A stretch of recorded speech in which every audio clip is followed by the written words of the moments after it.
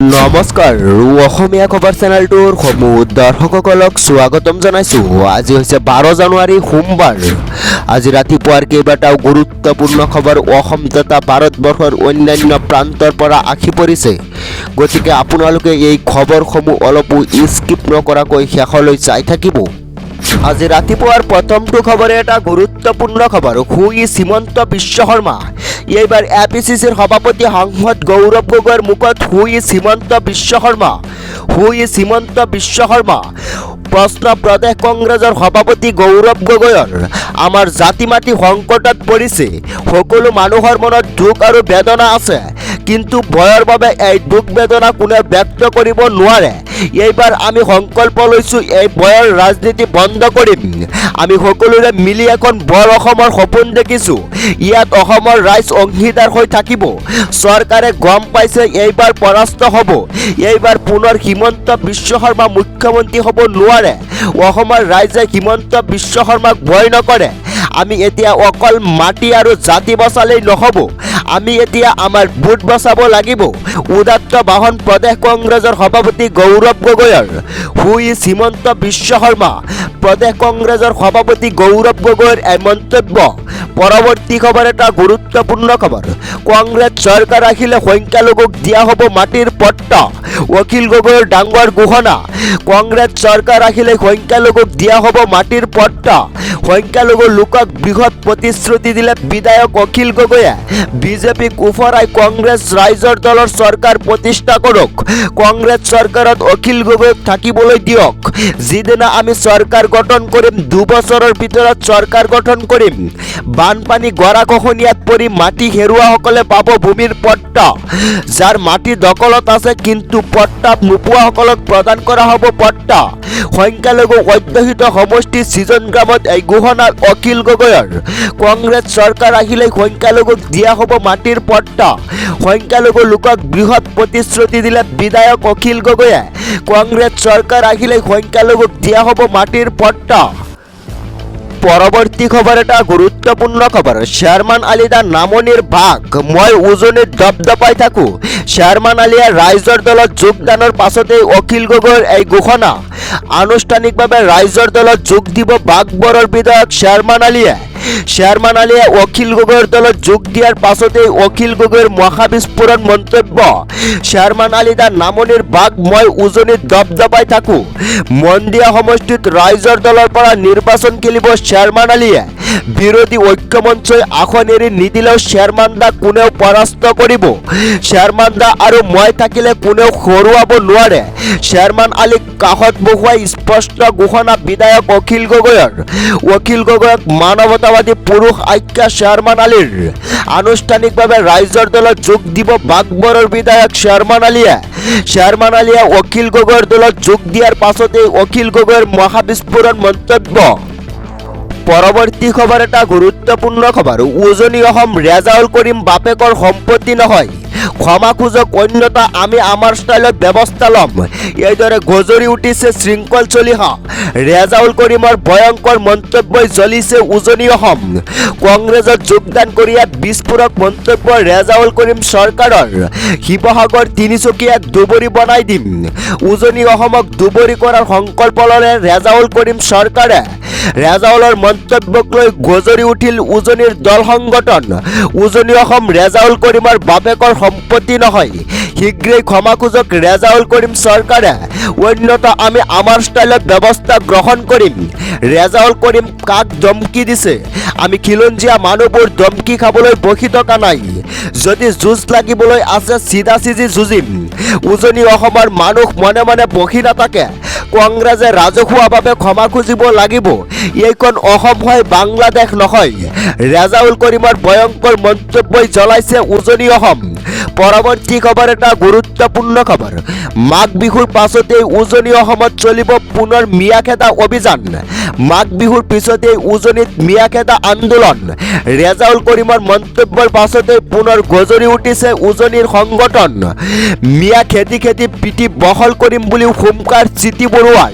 ৰেজাউল কৰিমৰ দম আছে যদি শিৱসাগৰলৈ আহক। ৰেজাউল কৰিমৰ যদি দম আছে, সাহস আছে, এটা মিয়া উজনিত ৰাখি দেখুৱাক। শিৱসাগৰ শিৱসাগৰ দুবৰি বনাবলৈ অহা মিয়া প্ৰীতি পাতিবলৈ সাজু হওক। শিৱসাগৰ বাংলাদেশ হ'বলৈ নিদিওঁ। ইয়াত কেৱল খিলঞ্জীয়াৰ প্ৰভুত্ব চলিব।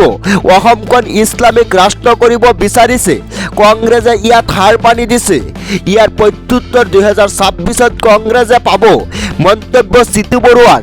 পৰৱৰ্তী খবৰ এটা গুৰুত্বপূৰ্ণ খবৰ। উজনি অসমক মিয়ালেণ্ড বনাবলৈ বিচাৰিছে ৰেজাউল কৰিম চৰকাৰে। মোৰ আগত কোৱা হ'লে গটা মাৰি দিলো হয়। হু ইজ ৰেজাউল কৰিম চৰকাৰ? প্ৰশ্ন কৰিবলৈ সাহস নাই গৌৰৱ গগৈৰ।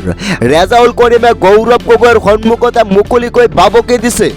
মোৰ আগত কোৱা হ'লে গটা মাৰি খেদি দিলো হয়। উজনি অসমক মিয়ালেণ্ড বনাবলৈ বিচাৰিছে। গৌৰৱ গগৈয়ে কিয় মনে মনে বহি থাকিল? মিয়া অসম বনোৱাৰ পৰিকল্পনা ৰেজাউল কৰিম চৰকাৰৰ। শিৱসাগৰক তিনিচকীয়া দুবৰি বনাম বুলি ক'বলৈ ক'ত সাহস পালে ৰেজাউল কৰিম চৰকাৰে? শিৱসাগৰ হৈ থাকিব, তিনিচকীয়া হৈ থাকিব। বৰ অসম আৰু মিয়া অসমৰ মাজত পাৰ্থক্য নাজানে গৌৰৱ গগৈয়ে। ৰেজাউলৰ মন্তব্যক লৈ প্ৰতিক্ৰিয়া ৰাজ্যৰ মুখ্যমন্ত্ৰী ডক্টৰ হিমন্ত বিশ্ব শৰ্মাৰ। পৰৱৰ্তী খবৰ এটা গুৰুত্বপূৰ্ণ খবৰ। কোকৰাঝাৰ কাণ্ডৰ খলনায়ক ৰফিকুল ইছলামক এনকাউণ্টাৰ কৰিছে।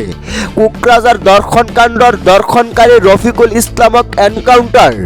আৰক্ষীৰ অস্ত্ৰকাৰী আৰক্ষীক আক্ৰমণ কৰি পলায়নৰ চেষ্টা কৰিছিল ৰফিকুল ইছলামে। প্ৰত্যুত্তৰত আৰক্ষীয়ে গুলীচালনা কৰিবলৈ বাধ্য হয়। ৰফিকুলৰ আক্ৰমণতো আহত কোকৰাঝাৰ আৰক্ষীৰ 2 জোৱান। আহত ৰফিকুলক উন্নত চিকিৎসাৰ বাবে কোকৰাঝাৰৰ মেডিকেল কলেজলৈ প্ৰেৰণ কৰা হৈছে। কোকৰাঝাৰ দৰ্শন কাণ্ডৰ দৰ্শনকাৰী ৰফিকুল ইছলামক এনকাউণ্টাৰ। আৰক্ষীৰ অস্ত্ৰকাৰী আৰক্ষীক আক্ৰমণ কৰি পলায়নৰ চেষ্টা কৰিছিল। কোকৰাঝাৰ দৰ্শনকাৰী ৰফিকুল ইছলামক এনকাউণ্টাৰ।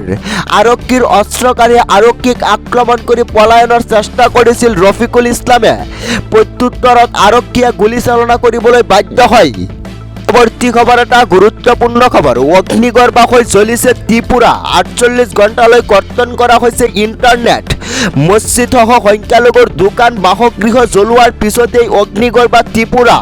48 ঘণ্টাৰ বাবে ত্ৰিপুৰাত কৰ্তন হৈছে ইণ্টাৰনেট সেৱা। চান্দা দিবলৈ অস্বীকাৰ কৰা মুছাফিৰ আলীৰ ওপৰত হৈছিল আক্ৰমণ।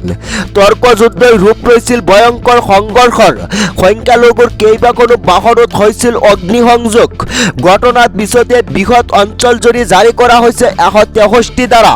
ত্ৰিপুৰাৰ বিজেপি মন্ত্ৰী সুধাংশু দাসৰ সমষ্টিত এই ঘটনা। পৰিস্থিতি নিয়ন্ত্ৰণৰ বাবে শূন্যলৈ গুলীচালনা কৰিবলৈ বাধ্য হয় আৰক্ষী। মছজিদসহ সংখ্যালঘুৰ দোকান বাসগৃহ জ্বলোৱাৰ পিছতেই অগ্নিগৰ্ভ ত্ৰিপুৰা ৰাইজ। পৰৱৰ্তী খবৰ এটা গুৰুত্বপূৰ্ণ খবৰ। জুবিন হত্যাৰ প্ৰতিশোধ। মাঘ বিহুৰ জুইত একেলগে জাখ যাব 7 অভিযুক্ত। মাঘ বিহুৰ জুইত একেলগে জাখ যাব 7 অভিযুক্ত। অসুৰ বদলৈ সাজু ধেমাজিৰ বৰদলনি বকতগাঁৱৰ ৰাইজ। ব্যতিক্ৰমী ৰূপত ৰাইজে নিৰ্মাণ কৰিলে বেলাঘৰ। কাৰাগাৰৰ ৰূপত নিৰ্মাণ কৰা হৈছে বেলাঘৰ। জুবিন হত্যাৰ প্ৰতিশোধ ল'বলৈ সাজু হৈছে ৰাইজ। মহন্ত সিদ্ধাৰ্থ শৰ্মা সন্দীপন গাৰ্গৰ ফটো আঁৰি দিয়া হৈছে বেলাঘৰত। আঁৰি দিয়া হৈছে অমৃতপ্ৰভা শেখৰজ্যোতি গোস্বামী আৰু 2PSOৰ ফটোৰ সৈতে সংলগ্ন কৰা হৈছে বিশেষ পোষ্টাৰ। মাঘ বিহুৰ জুইত একেলগে জাখ যাব 7 অভিযুক্ত। অসুৰ বদলৈ সাজু ধেমাজিৰ বৰদলনি বকতগাঁৱৰ ৰাইজ। পৰৱৰ্তী খবৰ এটা গুৰুত্বপূৰ্ণ খবৰ। অখিল গগৈয়ে 2026 শিৱসাগৰৰ পৰা নিৰ্বাচন নেখেলে। অখিল গগৈয়ে 2026 শিৱসাগৰৰ পৰা নিৰ্বাচন নেখেলে। অখিল গগৈয়ে উজনিত ৰজা নহয়। অখিল গগৈৰ মিয়াৰ মাজতহে ৰজা হয়। অখিল গগৈ 21শ শতিকাৰ আধুনিক বদন। অখিল গগৈয়ে নিজৰ বেটি হেৰুৱাইছে, যাৰ বাবে বয়স নামনি অসমত সভা কৰি আছে। মিয়া প্ৰীতিত গদগদ অখিল গগৈ। 2026 নিৰ্বাচনত অখিল গগৈ মোগলৰ সেনাপতিৰ ৰূপত অৱতীৰ্ণ হ'ব। অখিল গগৈয়ে মিয়াৰ চৰ্দাৰৰ ৰূপত অৱতীৰ্ণ হ'ব। অখিল গগৈৰ বিৰুদ্ধে সৰব হৈ পৰিছে ৰাজ্যিক বিজেপি। অখিল গগৈয়ে 2026 শিৱসাগৰৰ পৰা নিৰ্বাচন নেখেলে। অখিল গগৈ উজনিৰ ৰজা নহয়। পৰৱৰ্তী খবৰ এটা গুৰুত্বপূৰ্ণ খবৰ। আদালতত কোনো আৱেগ নচলে। তথ্য প্ৰমাণৰ ওপৰতহে জুবিন গাৰ্গে ন্যায় পাব। আদালতত কোনো আৱেগ নচলে। তথ্য প্ৰমাণৰ ওপৰতে জুবিন গাৰ্গে ন্যায় পাব। আমাৰ ওপৰত চৰকাৰে গধুৰ দায়িত্ব দিছে। আমি আমাৰ দায়িত্ব পালন কৰিম। জুবিন গাৰ্গক ন্যায় দিয়াৰ বাবে সকলো কৰিম। আইনগত প্ৰত্যাহ্বান আদালতত থাকিবই, তাৰ বাবে আমি সকলোৱে বহুত কষ্ট কৰিব লাগিব। অভিযোগনামাত কি আছে আমি এতিয়ালৈকে পোৱা নাই। আমি আৰক্ষীয়ে দিয়া চাৰ্জশ্বিটৰ ওপৰতহে যুঁজ দিব পাৰিম। অভিযোগনামা পালে গভীৰলৈ গোচৰটোত সোমাব পাৰিম। অভিযুক্তৰ বিৰুদ্ধে কি কি তথ্য আছে সেয়াও গুৰুত্বপূৰ্ণ হ'ব। 3 জানুৱাৰীত সমগ্ৰ গোচৰটো লৈ 5খনকৈ পিটিশ্যন কৰিছিল আদালতত। 17 জানুৱাৰীত হ'ব পৰৱৰ্তী শুনানি। 17 জানুৱাৰীত আমি আদালতত থাকিম। ইতিমধ্যে জামিন আবেদন কৰিছে অমৃতপ্ৰভা মহন্তই। ভিডিঅ' কনফাৰেন্সিঙৰ জৰিয়তে শুনানি চলাই নিয়াৰ আবেদন কৰিছে সিদ্ধাৰ্থই। শ্যামকানু মহন্তৰ বেংক একাউণ্ট খুলি দিয়াৰ বাবে আবেদন কৰিছে। মন্তব্য লোক অধিবক্তা জিয়াউল কামাৰৰ। আদালতত কোনো আবেগ নচলে, তথ্য প্ৰমাণৰ ওপৰতে জুবিন গাৰ্গে ন্যায় পাব। তো দৰ্শকসকল, আমাৰ এই ভিডিঅ'টো ইমানেই আছিল। যদি আমাৰ এই ভিডিঅ'টো চাই আপোনালোকে ভাল পায় তেনেহ'লে আমাৰ এই চেনেলটো ছাবস্ক্ৰাইব কৰাৰ লগতে ভিডিঅ'টোত এটা লাইক কৰি দিব।